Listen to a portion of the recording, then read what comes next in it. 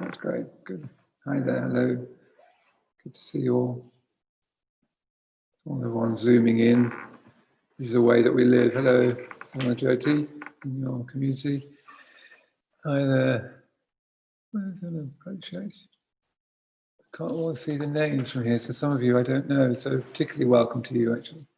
There's down to Chitta, of course. Very good to see you. Hi there, everybody. Here we are again. You'll notice that the shrine has magically changed. We've now got Tara on our shrine as our deity for self-surrender, which is what we're going to be exploring from today. So Tara on the shrine is going to be presiding over the next 2 days. So good to see you all. So let's start by saluting the shrine, which is something weirdly I keep forgetting to do. So let's start by that.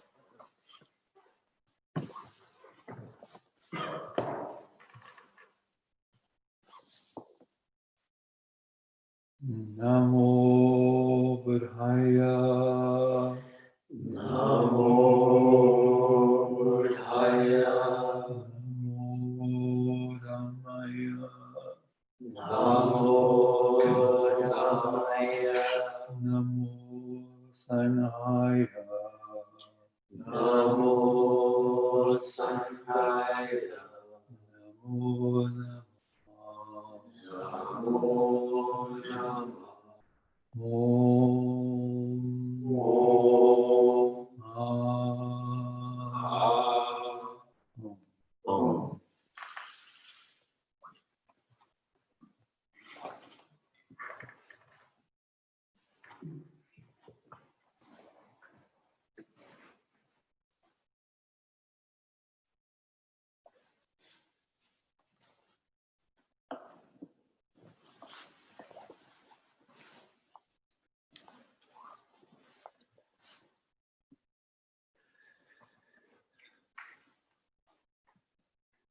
Okay, good. So as usual, I'll say a bit and then we'll do a meditation. Have a little bit of a break before the meditation, perhaps just a leg stretch, then we'll do a meditation, then a bit more of a break, and then Jan Varsha and I will try and answer your questions as best we can, and then we'll finish again with another meditation. Yeah, I hope you're managing to get into this retreat. I don't know quite the right word. I mean, this is a new world we're all in, isn't it? Where we're trying to turn our life at home with our computer on and our phone next to us and our appointments and our everything else into a retreat. That's got its real challenges, hasn't it? And it's also got its opportunities. We've been running 2 online retreats now from the LBC, and I've been leading, on one of them I was leading meditation at 8 o'clock in the morning for regulars. And there's something really rather lovely about literally appearing in people's lives and seeing a bit of their shelf and, a struggling pot plant and, all those things that we see in this world we're now living in. But rather touching, seeing everybody gathering in their lives and having the Dharma coming straight into their life, into their bedroom. Jan Varsha was saying, he was teaching recently, there was a couple in bed. You can take going into people's lives too literally. There's a certain level that I don't want to, anyway. I haven't had that. I have a lot of dogs. I saw a cat the other day, which was nice. Yeah, so welcome back. I hope you're managing to get into the retreat and finding a way of making this a way of going deeper in your life just now, amongst your posters and your knickknacks and your books and your computer and so on. So today we're going to start exploring the second great truth about conditioned experience. Remember, the lakshanas aren't descriptions of reality. I think it's only too easy to slip into that idea that the lakshanas are metaphysics. Remember, the Buddha was metaphysically reticent he was very rightly, very cautious to say things about how things were. He knew in direct experience that it couldn't be talked about. So the three lakshanas can't possibly be a description of how things are. They're a description of how things appear to us from this side of our egotism, this mean. From the lens of human egotism that places self in the center of the universe and arranges the universe around it, what you see are these three lakshanas, and Bhante says that these are like the weak spots in reality. They're the places, actually he particularly emphasizes impermanence, but he says that they're the places that show you there's something wrong about our perception. And that if you press on that place in the right place, a magic door opens and you're into a wholly other reality. So it's really important to remember that the Buddha isn't talking metaphysically, he's talking again pragmatically. He's saying, take up this way of looking, notice this dimension of your experience. And if you look into that deeply enough, it's like Alice through the looking glass, you'll experience yourself in a wholly other world. Otherwise, you start saying things like all things are dukkha, are unsatisfactory, and you start thinking that as a metaphysical point about the nature of reality. It's saying from the point of view of a conditioned egotism, all things are unsatisfactory. What things are outside of egotism is impossible to say. And the Buddha's not particularly worried about that. He's just trying to have us experience that and live from that place outside egotism. He doesn't need a metaphysics or a philosophy to exhaustively try to get close to it as possible. He's giving us teachings and Bhante is giving us teachings that we can use in order to experience reality for ourselves, which is incommensurable with words, with models, with myths, with any way of talking. So what we're doing, again, in this practice of reflecting on, meditating on dukkha, and we're doing this with each of the lakshanas, is taking up the view. Yeah? I'll say a bit more about views tonight. I think one of the issues for myself, and I think the order, is that we still don't really understand deeply enough the issue of view. Bhante is one of his great contributions to, one of his many great contributions to Buddhism, modern Buddhism, is a very, very deep understanding of the nature of view and how view creates experience. And I think because of Bhante's thinking is so incredibly clear, it looks like it's straightforward. So you can slip over the top of it without noticing just how profound it is. But one of the profound matters I don't think that we've really yet made blood on our bones, as it were, is the relevance of view to human experience. So in this dukkha reflection, we first of all just take up the view. Yes, so you set yourself up for meditation, and we will do in a while. If you want to cultivate some samadhi, some sense of psychic and physical unification, wholeness. That's any way of going deeper. The more you have of wholeness and unification, all of your being, thoughts, feelings, emotions, intuitions, body, all running together in a unity. That's what samadhi is really about. The more you can have of that without getting into that infinite regress that I've got into, the better, obviously. So you could then do some samadhi practice. And then you bring up the view that all things are unsatisfactory. They're unsatisfactory, of course, because all things are impermanent, they're finite, and therefore they're unreliable. So even good things are unsatisfactory because they won't last. Yeah? This is absolutely basic Buddhism, as you all know. You don't need me to sit in front of a camera and tell you. You could sit in front of your camera and tell me. In fact, we could do that till the cows come home. And none of us would then gain enlightenment. But you see how it's terribly tempting to do. Keep talking about stuff. So what we need is a meditative seeing of that truth. What we don't need is more ponderous thinking about it. We're not trying to laboringly ponder the truth. We're trying to meditatively see that it is the truth. Yeah. So that means in this practice, bringing in a light knowledge of that truth again and again and again.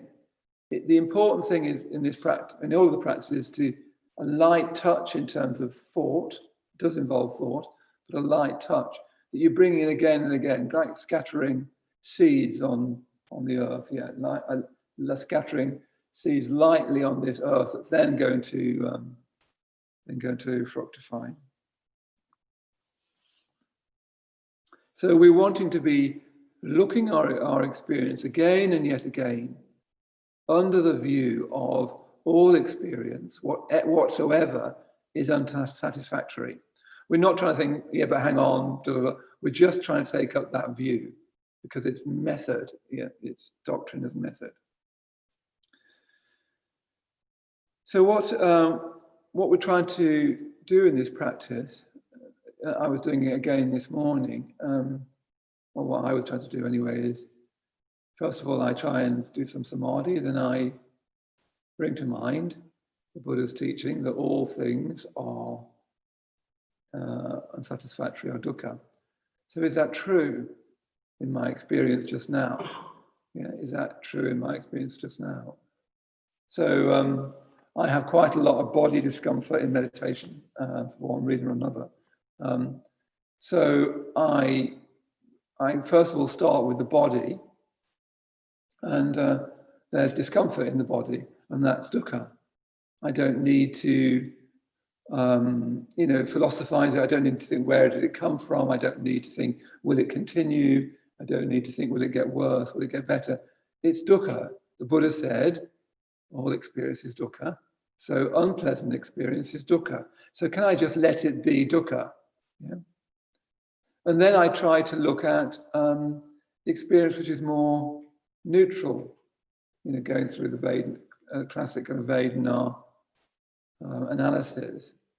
So it's more difficult to do this, I find. I don't spend very long on this, but experience that just feels a bit bland, well, that's unsatisfactory as well. You don't actually want neutral experience. But then you also include pleasant experience. Like I was trying to bring in the warmth of my hands.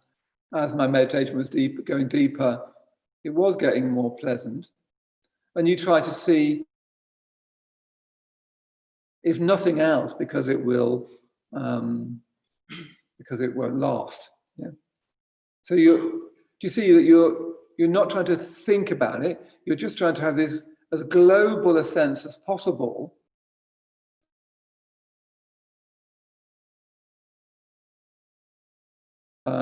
Like yes, after my meditation, Ravacha and I were both out circumambulating Bhante's burial mound and enjoying Sangadeva's beautiful garden with the sun. It's very beautiful here at the moment, with the sun on it, sun on all the flowers and the dew still on the grass on Bhante's.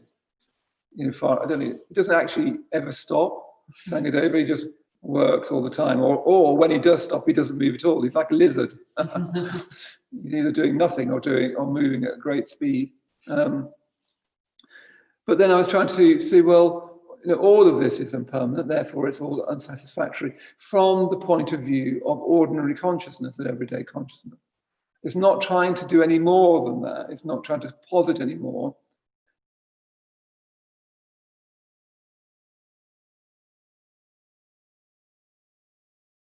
Okay, these are now the glasses of dukkha, and you look at things knowing that all things are dukkha and unsatisfactory.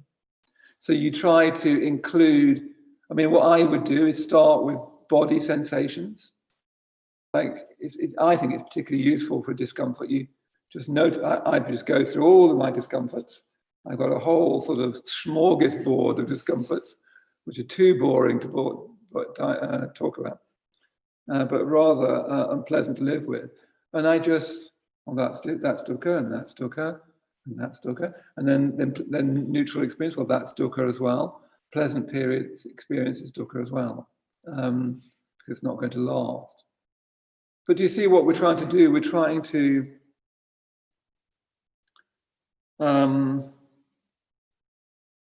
sort of, what we tend to do in every moment of our life is get away from unpleasant experience, grasp a pleasant experience.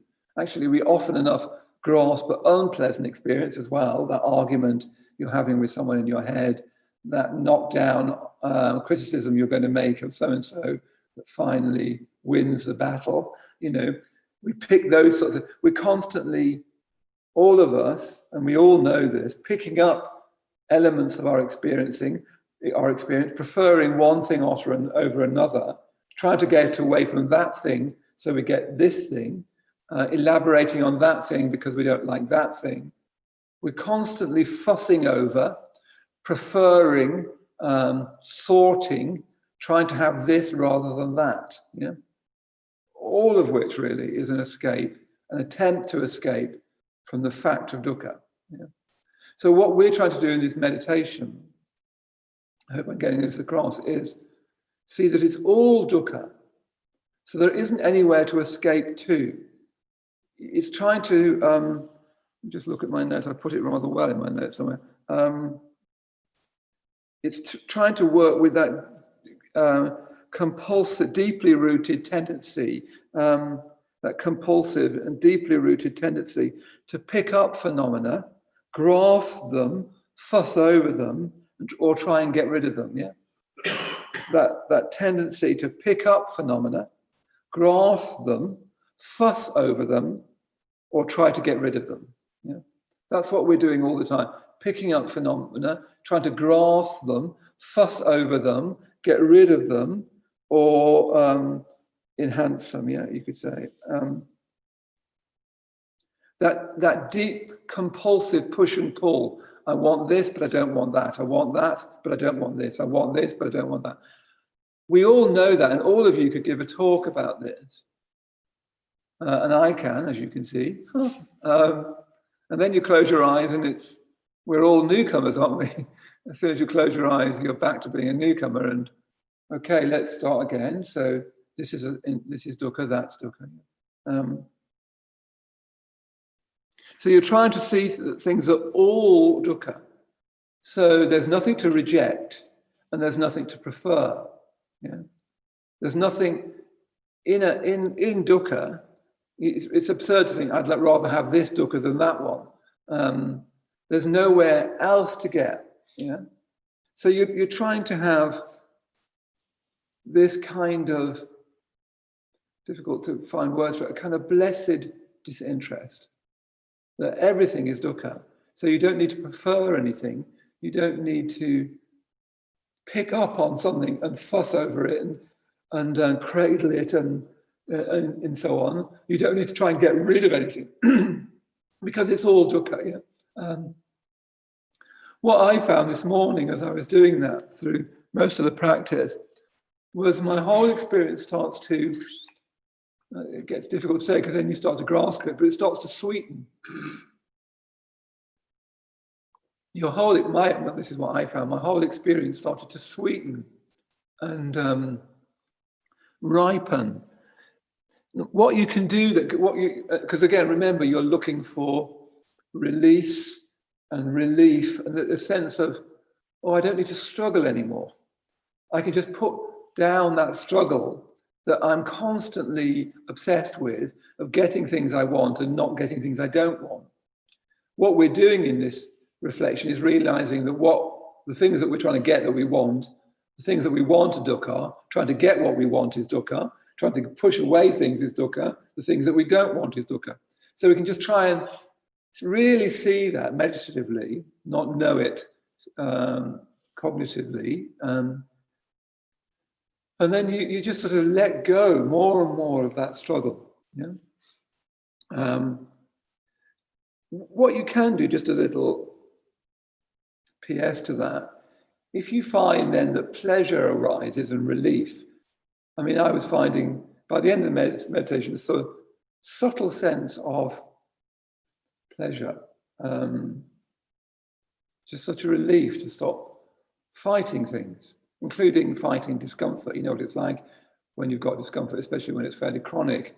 You're always sort of wincing from it or pushing it away or thinking, is it going to get worse? And such a relief to just sort of stop struggling with all that. And then you get this sort of sweetness arising. So if you want to, what you could do then is go back to samadhi. You could then think, okay, let me just let this pleasure, depending where you are just now in your life and your meditation, you could think, okay, let me just let that pleasure open up so that I can just really enjoy that pleasure. The main thing that will get you into samadhi is pleasure. And what you want is your whole body to be suffused by pleasure. So what you might want is to say, okay, I'm going to use prajna to go into samadhi. The Buddha taught this. He taught samadhi as a way into prajna, but he also, interestingly, taught prajna as a way into samadhi. So you could decide to turn down that road into samadhi if pleasure starts to arise. Or you could think, no, I'll continue with this prajna reflection. And then you've got all this pleasure, and then you have to say, well, in what sense is this unsatisfactory? In my own experience, by the way, I find it more useful to ask questions rather than make statements. So I say to myself, is my experience unsatisfactory? Not it is, you know. In what sense is it? Where do I feel it as unsatisfactory? How do I, you know, I ask myself things like that, like walking around the mound, Maitreyabandhu's burial mound. In what sense is this unsatisfactory? And you're not trying to come up with clever answers, you're just trying to open all that out. Yeah? So you're trying to see that if all things are dukkha, there's a kind of equality, isn't there? If all things are dukkha, there's a kind of equality. The tussle and agitation of preferring one thing to another, of pushing and pulling, all of that calms down, and you get this sort of equanimity.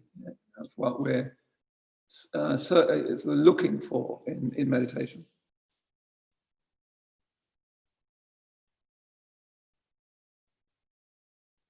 Is it, are you getting all that? Is that all sort of understandable? Do you see how what we're trying to do is a meditative seeing? We've all got enough right view. You can see that if we were, when you're on, if you were to teach this to newer people, you'd have to, first of all, really establish right view and really be clear what dukkha is and what it isn't and so on. But we've got the right view. What we need more, I think, and what many order members need more of, is a meditative seeing of it, which opens up to this kind of equality, this equilibrium, this non-involvement again. But one thing to say before we have a break and then try to do it is it's very easy, I find, with this practice. You can think that what you're doing is, okay, this all sounds very good. I'm trying to see all things as dukkha, that's dukkha, this is dukkha, that's dukkha as well. It's very easy to think that you're doing that, but actually what you're doing is you've got subtle aversion. Do you see what I mean? That actually you're thinking that's not very good, that's not very good, that's not very good, that's not. It's actually subtle aversion. I found even today walking around the stupa, I had to I think, hang on, is this actually? It felt more like that kind of romantic aversion. Oh yes, all the flowers will eventually die, and so that's really aversion. Yeah. So you need to be quite on the lookout, in my experience anyway, for a kind of subtle aversion. You can think you're trying to let things be, whereas actually you're trying to push them away. But you can be doing that very subtly without you really noticing. And in your mind, you're practicing this view. So really keep checking that in the meditation. For instance, if you get bored, or if you start to disconnect, there's often a sense that you're getting actually subtly averse. Yeah. So then you might want to come back again to some sort of samadhi practice or metta practice. Do you see what I mean? It's very easy for the top part of your mind saying, I am now doing the dukkha reflection. But actually what you're really doing is subtly trying to push things away. So you're in this practice, you're trying to let things be just as they are.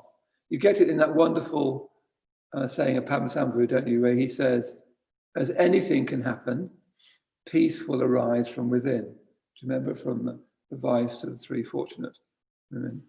As anything can happen, peace will arise from within. So what he means by that, and you have a look at Bante's seminar on this, what he means by that is because he doesn't prefer anything, because anything can happen, good, bad, or indifferent, because he's not attached to anything happening, good, bad, or indifferent, peace can arise within. Yeah, he's basically teaching this point. Yeah, so you're trying to let everything and anything can happen. So you're just letting things be as they are.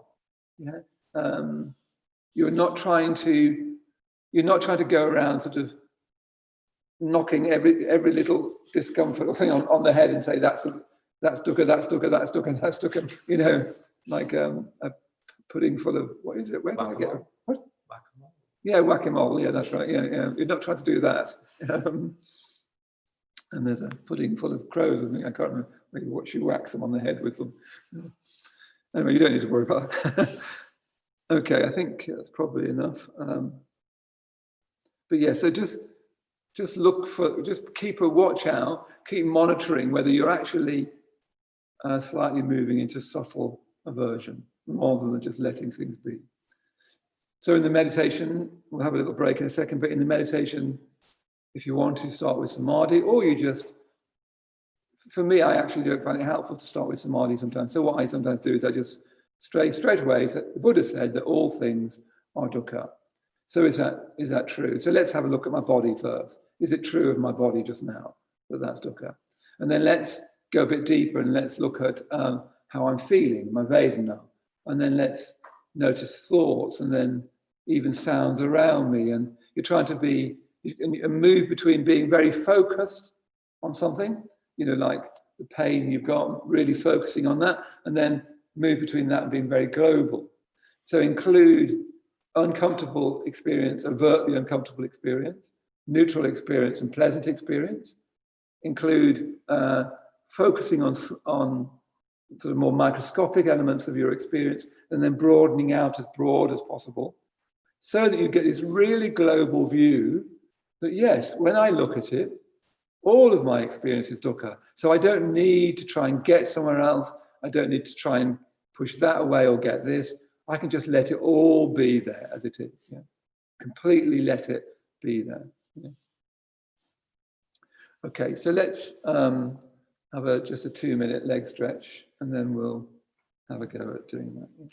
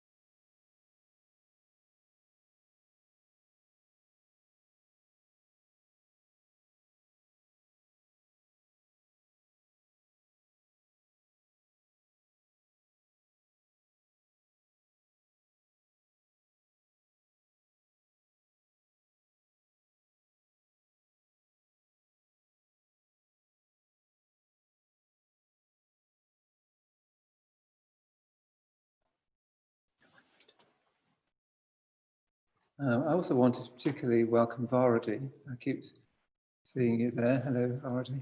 And your cat, lovely cat. I remember our wonderful day together. Do you remember? In Melbourne, going to the art gallery. We had such a great day together. So really nice to have you here, Varadi. Yeah, good to see you. Okay, so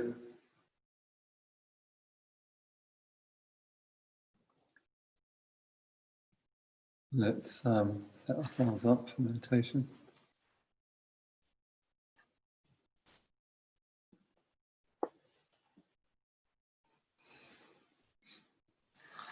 So I'll just lead us in a little bit and then I'll read a poem at the start and at the end.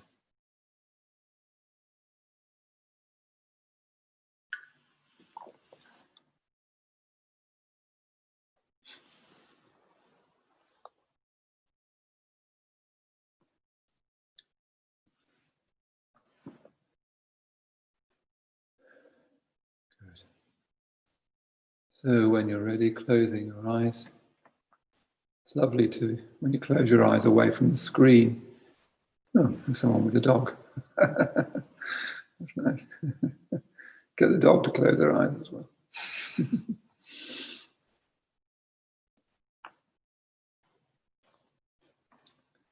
And it's lovely to be away from the screen. So just enjoying the relief of not looking to Zoom.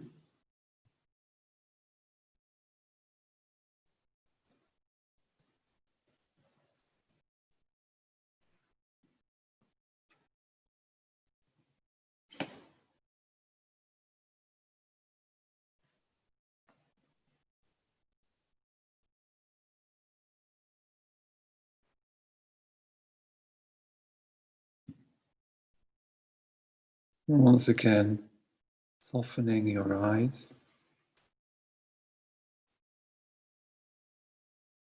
Softening your brow.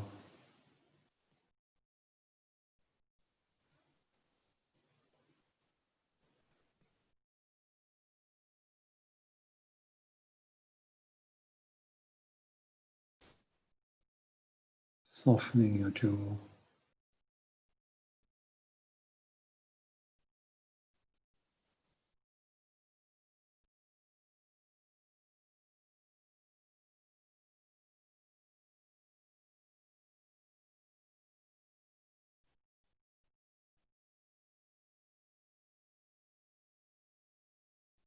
Just having a sense of your whole system calming down,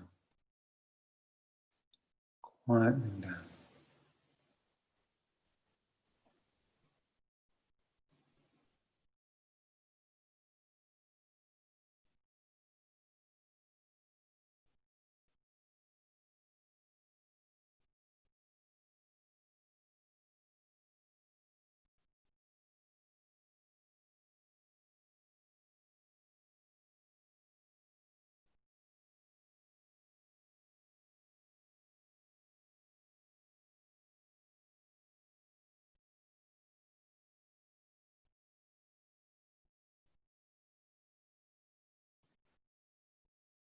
See if you can let go of your shoulders.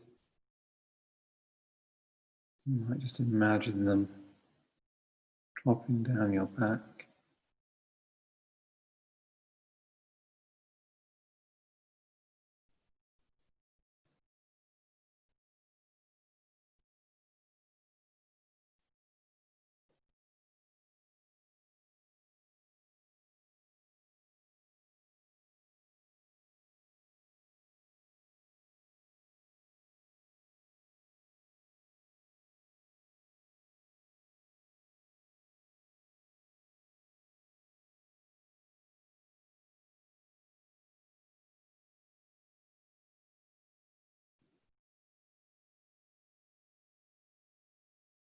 And see if you can soften your belly.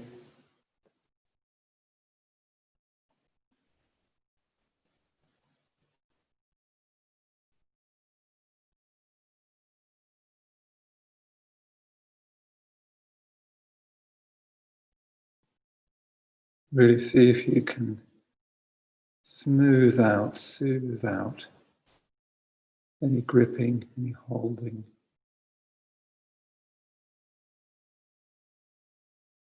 Calming the body.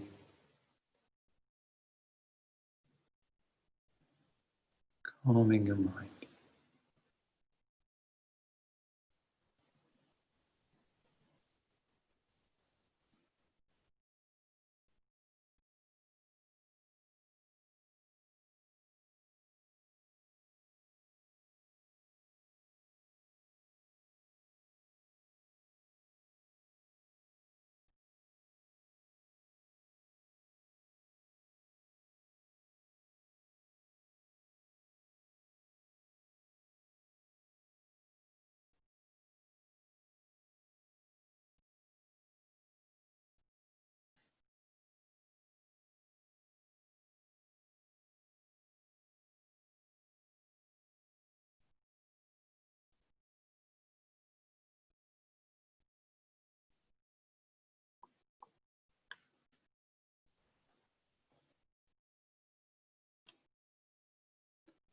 Time will say nothing. Time will say nothing, but I told you so. Time only knows the price we have to pay. If I could tell you, I would let you know. If we should weep when clowns put on their show, if we should stumble when musicians play, time will say nothing, but I told you so. There are no fortunes to be told, although because I love you more than I can say, if I could tell you, I would let you know. The winds must come from somewhere when they blow. There must be reasons why the leaves decay. Time will say nothing, but I told you so. Perhaps the roses really want to grow. The vision seriously intends to stay. If I could tell you, I would let you know.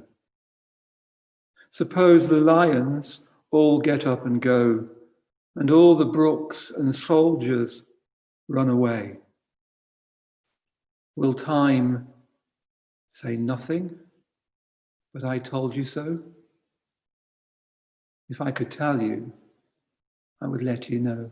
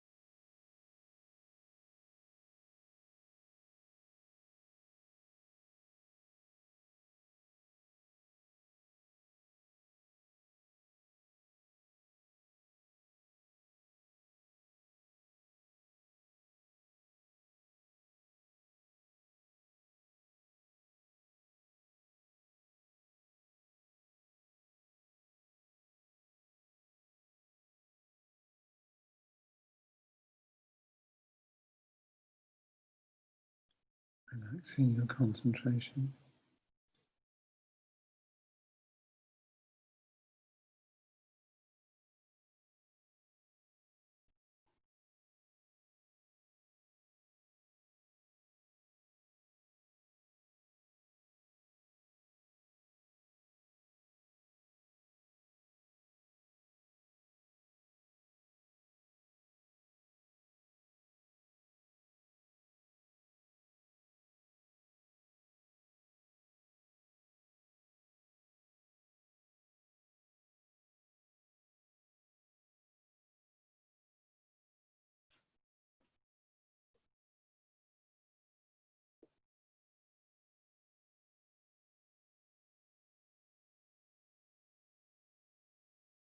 Time will say nothing.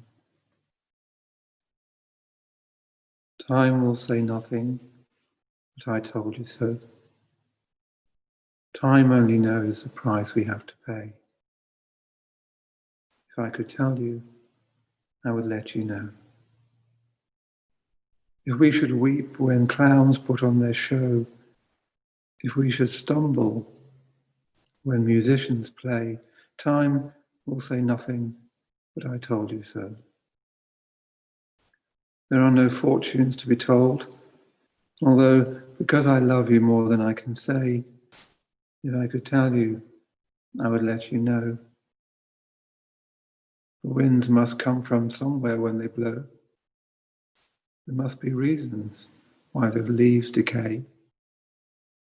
Time will say nothing, but I told you so. Perhaps the roses really want to grow. The vision seriously intends to stay. If I could tell you, I would let you know. Suppose the lions all get up and go, and all the brooks and soldiers run away. Will time say nothing, but I told you so? If I could tell you, I would let you know.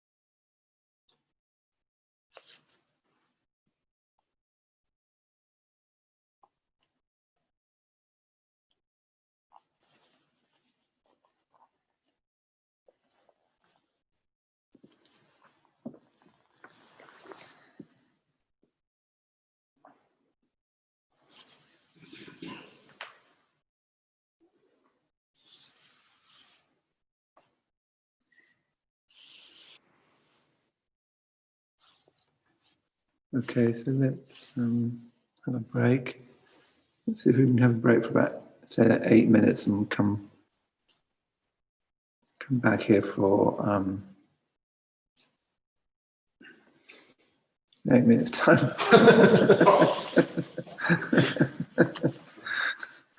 Okay.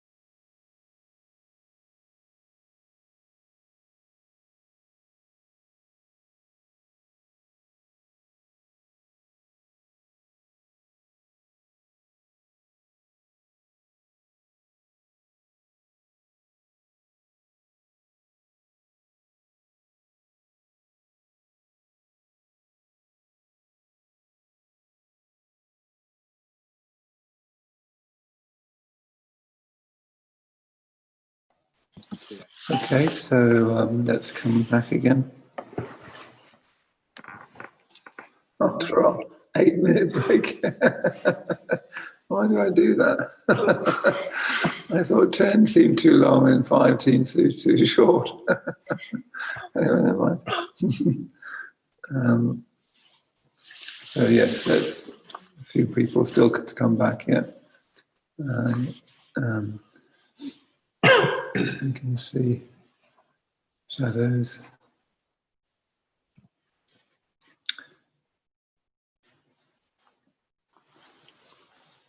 So as usual, in a moment we'll see if there's any questions about that practice or that approach to the laksana of dukkha, or if there's any questions from Jan Varch's talk last night, which is concluding transcendence or self-development. Said quite a lot last night, so what we'll do again, I think, is we'll unmute people. It'd be quite good to hear any questions from people who haven't spoken yet. Yeah, it's always nice to hear, as much of a range of people as we can. So let's see if there's any questions from anyone.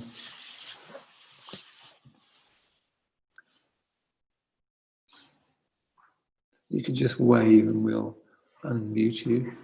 There's a very quick question. Oh yeah. Sudarshini. Let's go for Sudarshini first. I think you can unmute yourself, Sudarshini. Yeah, okay. I've actually got 2 questions, but I'll content myself with one. It's really about dukkha as a laksana, because I think what's puzzled me in a way is that dukkha is different to the other 2 lakshanas in that you can say things are impermanent, things are insubstantial, but when it comes to dukkha, things are unsatisfactory. Only because of what we want from them. It's in themselves, they're not unsatisfactory. Yes, so right. You were saying that even with pleasure, it's unsatisfactory because it doesn't last. But of course, that's because we want it to last. So, yeah, that's right. if we didn't want it to last, it's like the Blake thing about, if we can kiss the joy as it flies, then we can live in eternity's sunrise. And I just wonder whether you've got anything you want to say about that. Yeah, no, that's exactly right, isn't it? That it's grasping that creates the sense of problem, isn't it? If there wasn't grasping, and I understand, I always imagine when we use that word grasping to mean grasping aversion. I quite like that image of, when you grasp something, you grasp it like that, and then you've got a fist on one hand and you've got something held on another. So, the more, we'll come on to this this afternoon, but the more developed view is, if there is dukkha, there must be grasping of some kind. As you say, wanting something from it or not wanting something from it or not wanting it. So, in a certain sense, I think that is more accurate to think that, that is more Buddhist, isn't it? That if there is a sense of dukkha, there must be grasping. So is there grasping in your experience right now? We'll come to that this afternoon, looking at taking that approach. As far as I understand, this approach is that we're very deeply wanting something from experience all the time.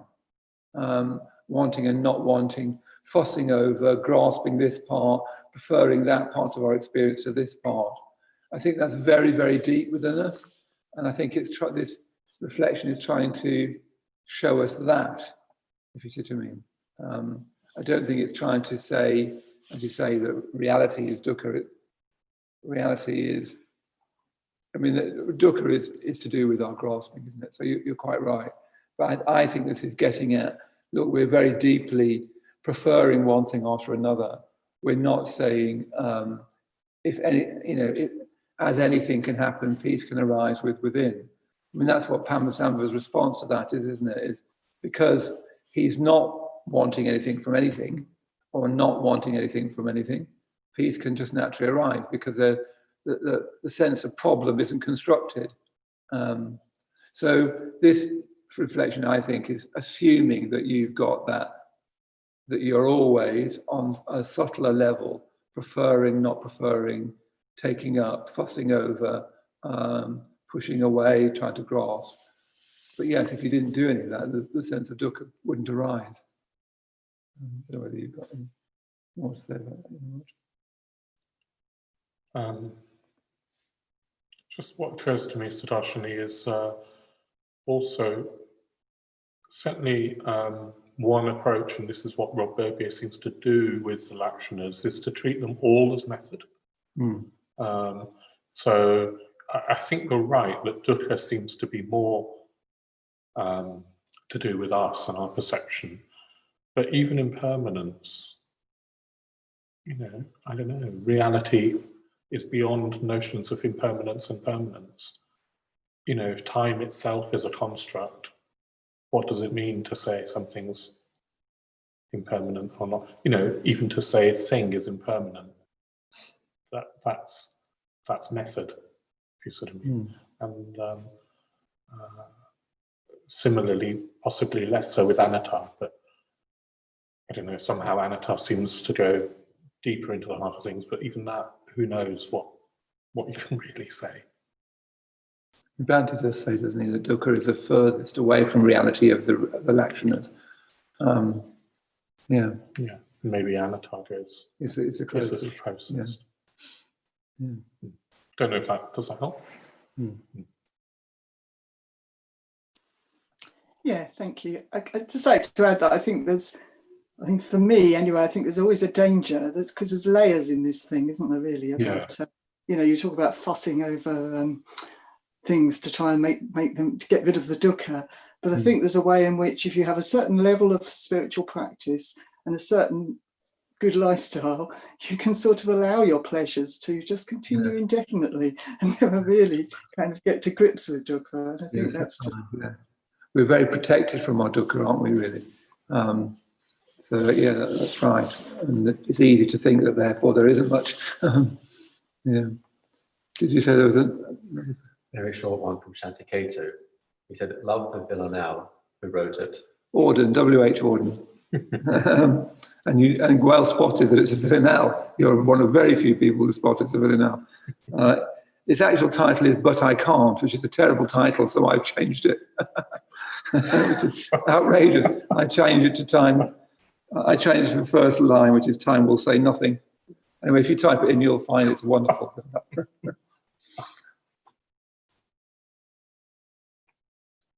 So any other questions? I'm happy to answer the questions on the villanelle for Maitreyabandhu. Just was interested with what you were saying about, when the wanting stops and there's, I think you used the word pleasure, but my experience of it is a sort of a subtle joy, a very, very, very subtle joy when that sort of aversion or attraction quietens.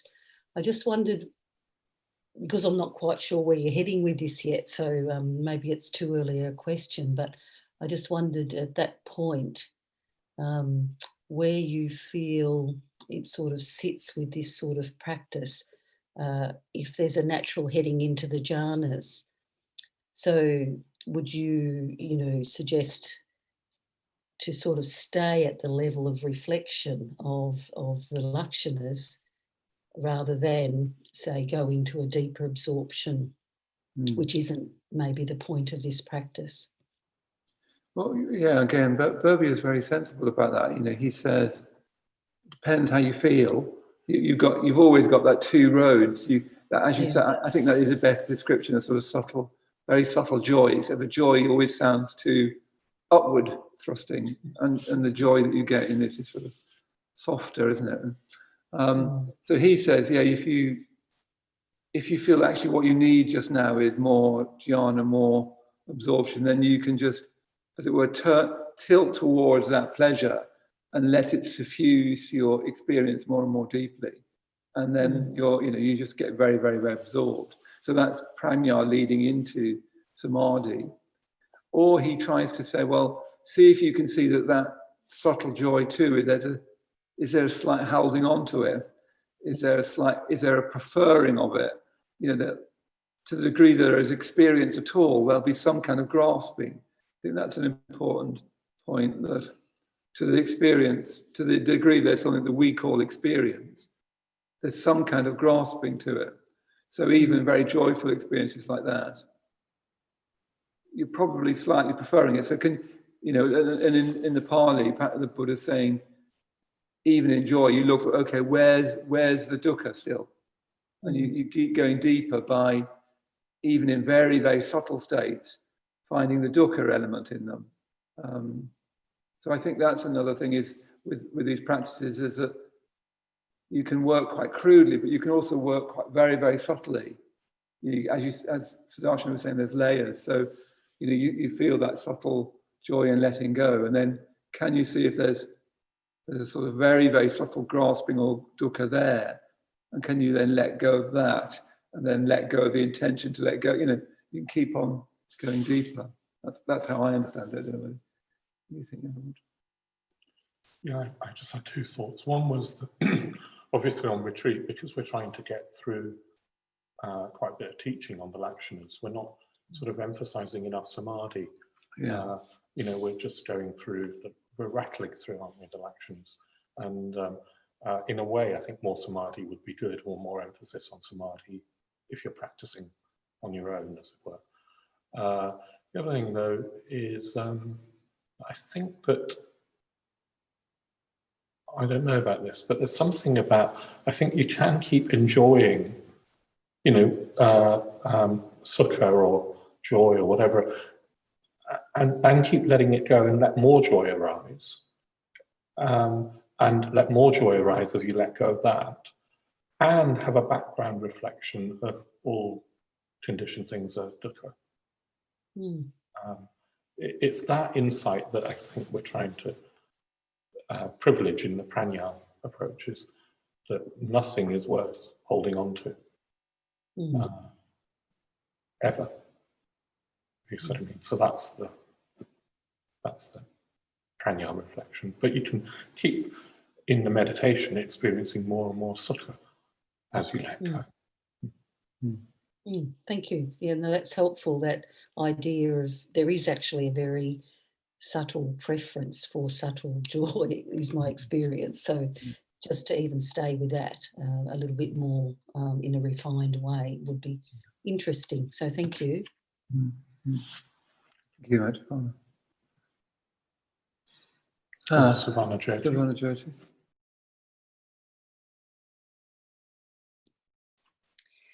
Hello, everyone, yeah, thank you for your teaching so far. I'm finding it very interesting.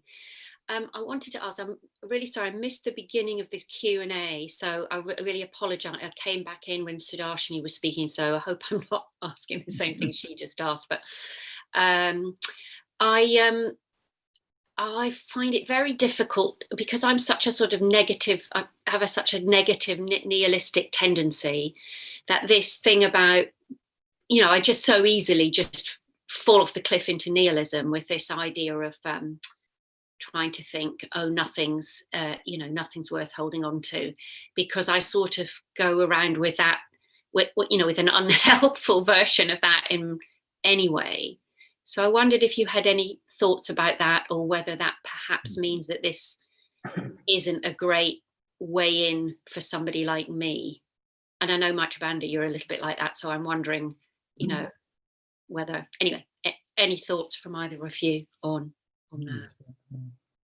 Okay, maybe I'll start, and Maitreyabandhu will say something. Yeah, I think the important thing, I obviously, I think you have to work with whichever lakshana sort of you most appropriately kind of want to work with, and you might not choose dukkha all the time, or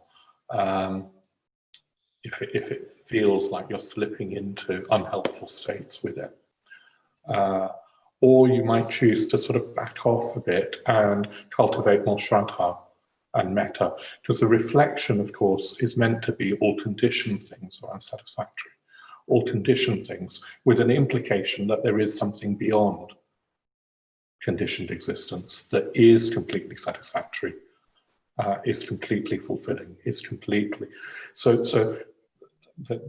yeah, that's what we're trying to do, is let go of this conditioned world because there is something more. But it's very easy, as you say, to sort of slightly fall off that, and in which case it can tip into despondency or nihilism, as you say. So Shraddha, Right. and metta, of course. So try and get much more in touch with Shraddha, metta, with my sadhana, that kind of thing, Yeah. before. Yeah. Yes. And the lakshanas are, we have to keep remembering that they're doorways to something transcendental, a transcendental samadhi. In this case, the apranihita or unbiased samadhi. But in a way, maybe that's too technical. They're a doorway into something vast, beautiful, completely fulfilling. And part of the problem is that we hold on. We don't experience that transcendental fulfillment because we're too busy holding on to this conditioned world and hoping that that provides satisfaction.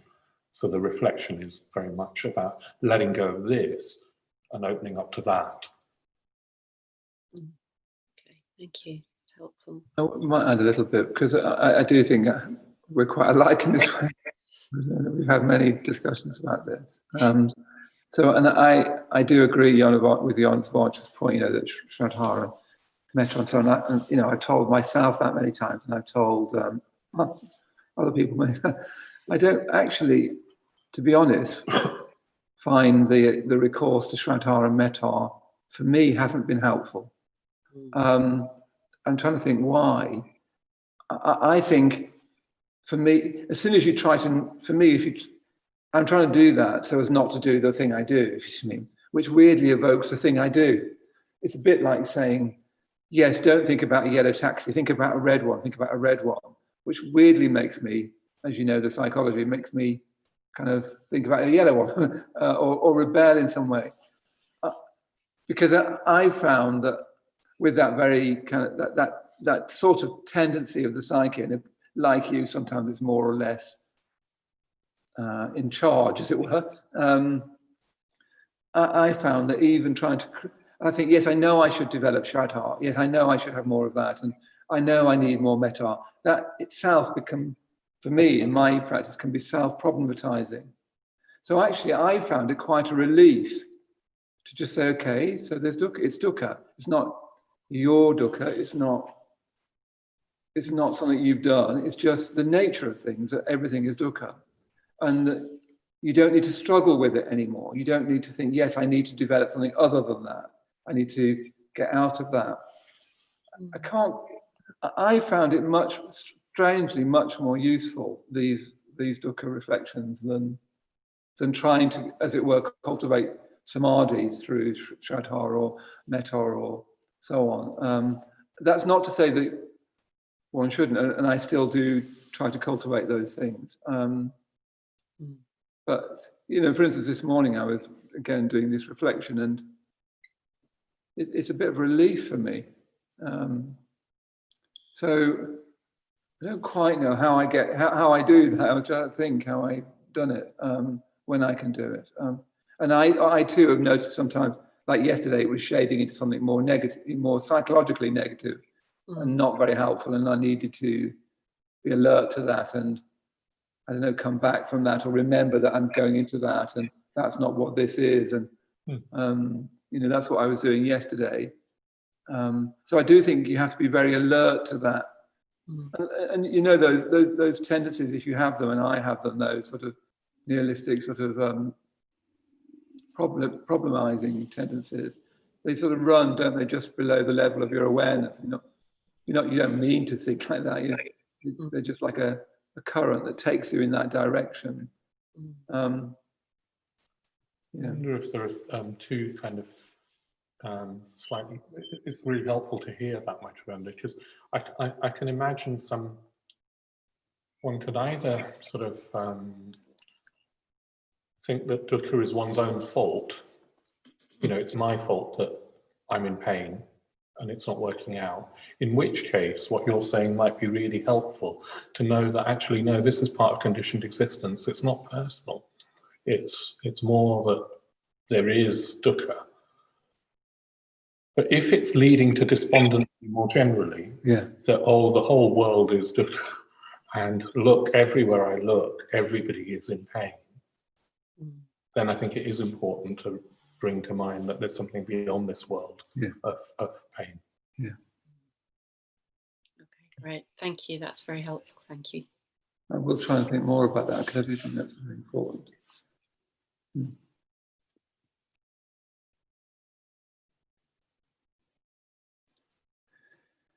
Yeah. Who are you? Vimuch Raja?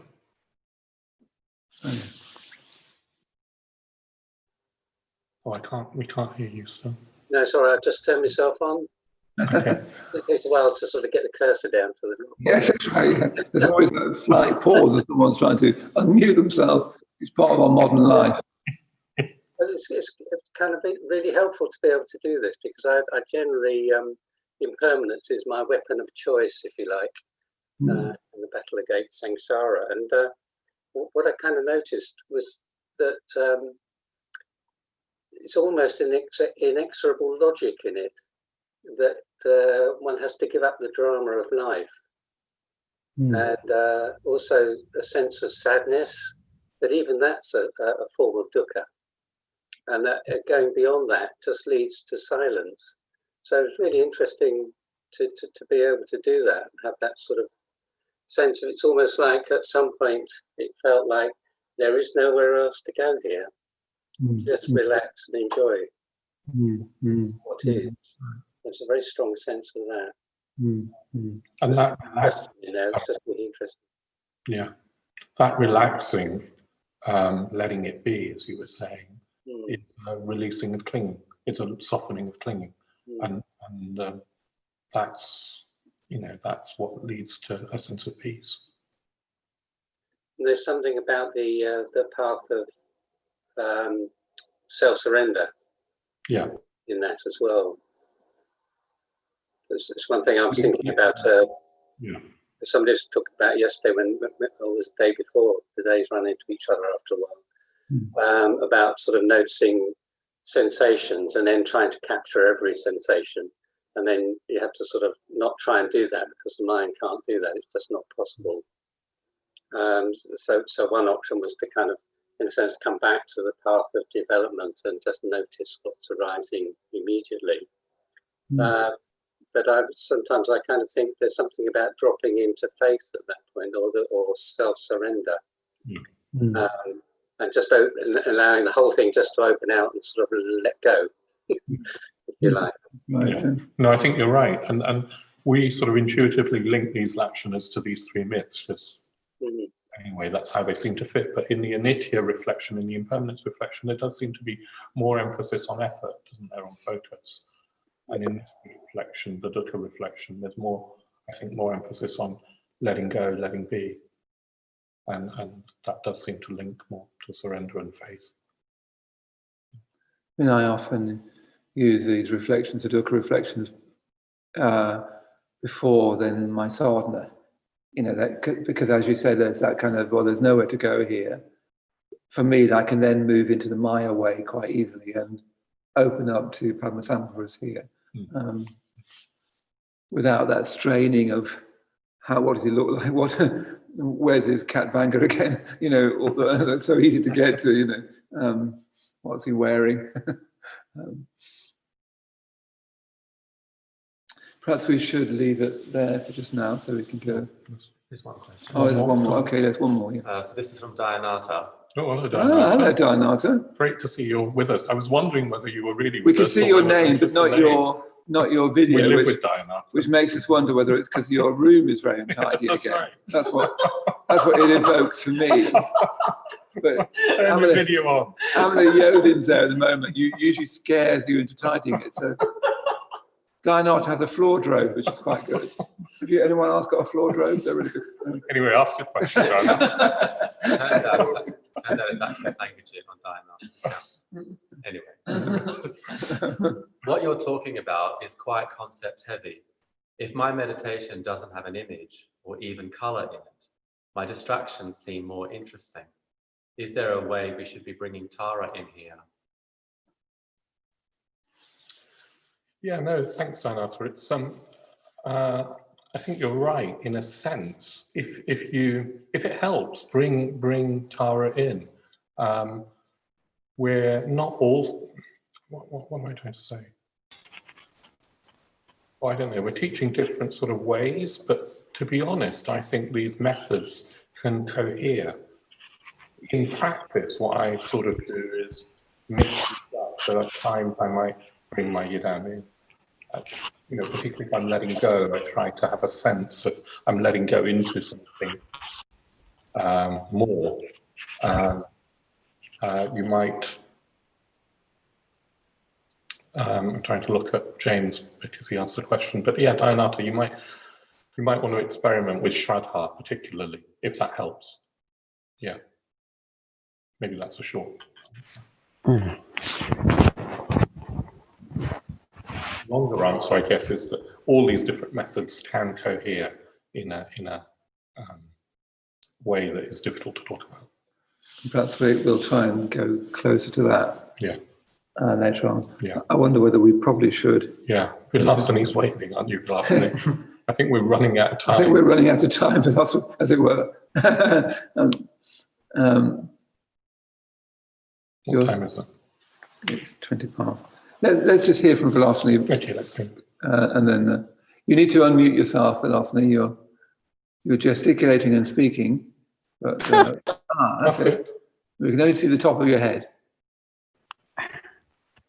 Okay. Why don't we have groups on this retreat? I learned so much from other people. Today's questions show just how helpful it is to hear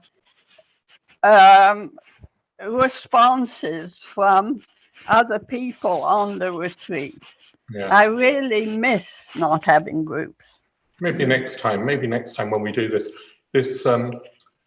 retreat's a bit of an experiment, well, for all sorts of reasons. And, you know, Zoom groups are very particular as well, aren't they? So we're in person. Yes. But also maybe next time, I think partly what we were very conscious of, and it'll be interesting to have feedback at the end, is that we're trying to do a lot of teaching with these 3 myths and 3 lakshanas. And so it's a question of partly what can fit in. But I'm glad at least that we've got this, I don't know, this little Q&A for interaction. Yeah. But that sort of feedback will be useful, Vilasani, for something that we bear in mind for future retreats. Okay.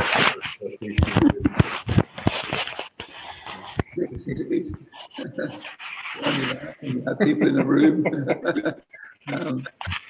Okay, very so good. Let's break, 2 minutes. do a 2-minute break. My famous minute. Let's have a 2-minute break.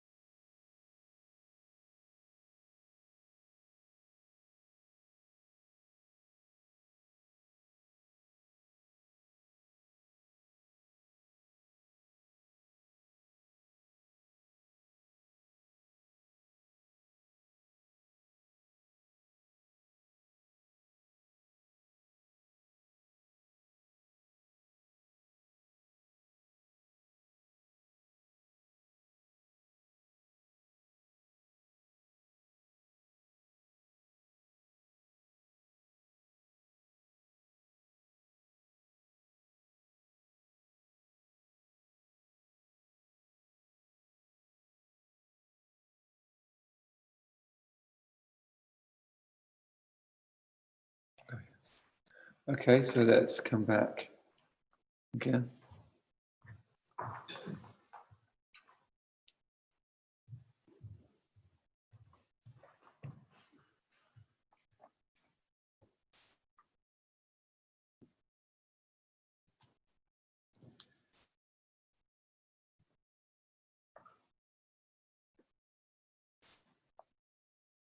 So we'll conclude the morning with, or indeed whatever time it is for you, we'll conclude with a shorter meditation, just sitting. Or, again, as always, you must do what you think is best in the practice, like we all do. But you might want to, again, take up that reflection in a very light way. Just take up that reflection that all experience is dukkha. Or you might just want to just sit and just leave a space, or you might want to go back to cultivating samadhi.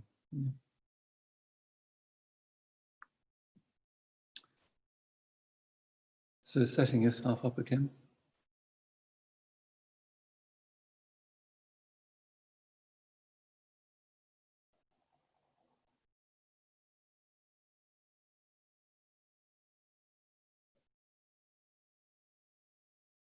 When you're ready, closing your eyes.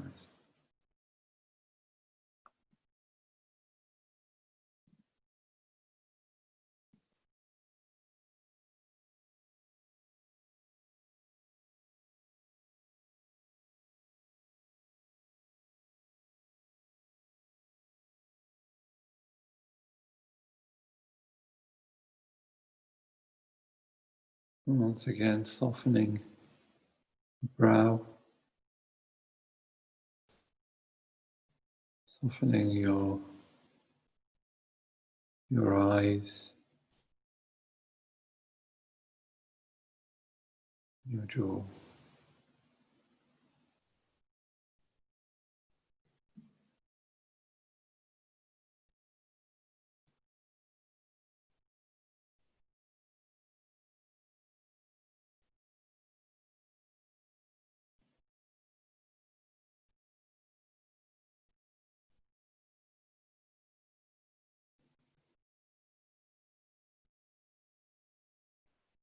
See if you can let go of your shoulders.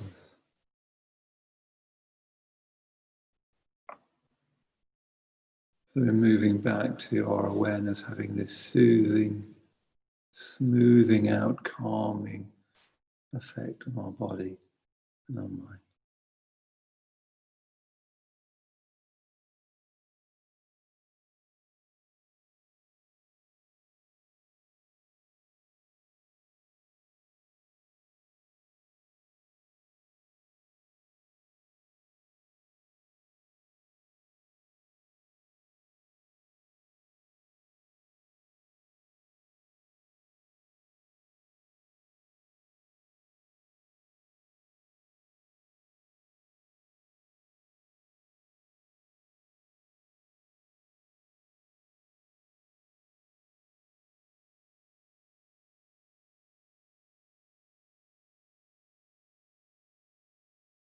See if you can soften your belly.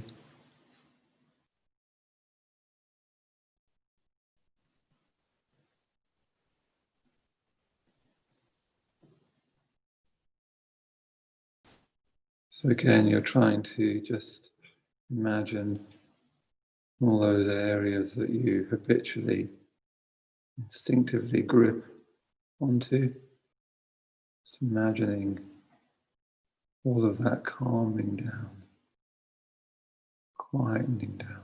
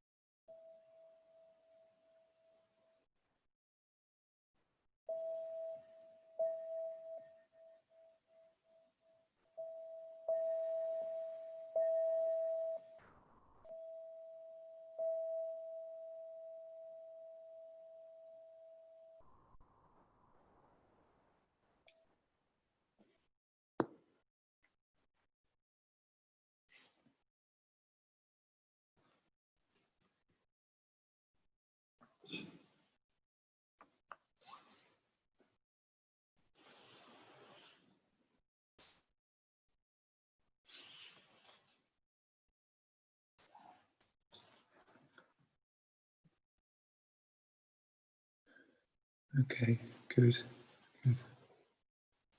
So let's break now and come back at 4:30 British Summer Time, and Jan Archer say a bit more about the dukkha reflection. And then tonight, I'll start the exploration into self. Surrender. Thank you. I surrendered myself so much I can't think of any words. Okay, so see you later.